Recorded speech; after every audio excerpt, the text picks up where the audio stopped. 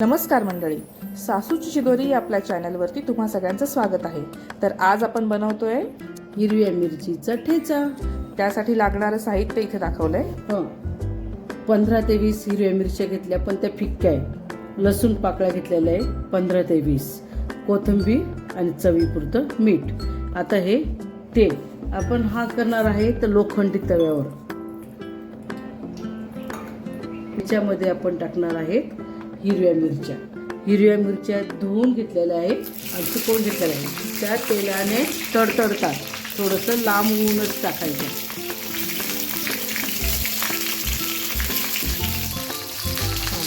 हे तेलात टाकले ना थोड्याशा वाजतात आणि याचं तेल उडून आहे म्हणून ना याच्यावर आहे ना 2 मिनटं झाकण ठेवायचं. पण मग त्या भाजल्या जातील ना व्यवस्थित? हो, भाजल्या जातील ना, व्यवस्थित भाजल्या जातील.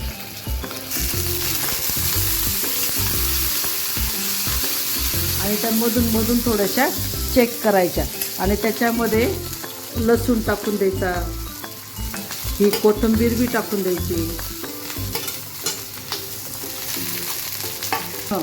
कोथिंबीरीमुळे आपल्याला तिखटपणा कमी लागतो, चव छान येते. आणि मीठ आहे ना, आपण जेव्हा वाटणार आहे ना तेव्हा शेवटी मीठ टाकायचं.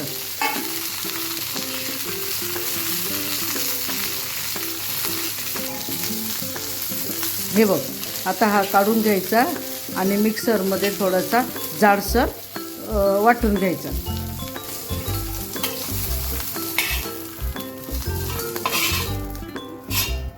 आणि मिक्सरमध्ये बारीक करणार आहे. पण पूर्वी काय करायचे, खलबत्त्यात कांडून घ्यायचे. दगडाचा खलबत्ता राहायचा छोटासा, त्याच्यात कांडून घ्यायचे. आता आपण मिक्सरमध्ये करतोय. पण ते तेवढं मिक्सर होत होतं. हो, मग होत होतं ना. आणि हे बघ, याच्यामध्ये आपण आता हे मीठ पण टाकणार आहे. चवीपुरतं जे घेतलेलं मीठ आहे ना ते बी टाकणार आहे, म्हणजे मग आपल्याला ती तिखट लागणार नाही. आधी मिरची टाकली, परत मध्ये मीठ टाकलं आणि मग आपण हे सगळं एकजीव करून थोडंसं जाडसर दळणार आहे. फक्त जास्त बारीक नाही.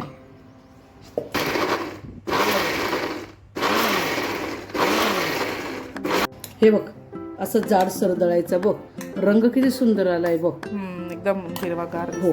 आणि असे हे बघ, आता असं भाकरीवर टाकायचं आणि खायचं.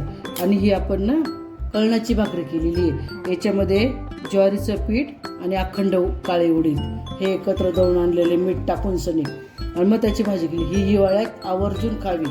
आणि ज्यांना शुगर नियंत्रित ठेवायची आहे, कॅल्शियम पण मिळतं, पचनाला बी हलकी असते, त्याच्यामुळं ही भाकरी सगळ्यांनीच खाल्ली तर चांगलीच आहे. शुगरवाले थंडीत खावी, कारण उष्णता मिळते उडीदाच्या याच्यामुळे. आणि याच्यावर आता मस्तपैकी असं थोडंसं शेंगदाण्याचं तेल टाकायचं आणि खायचं.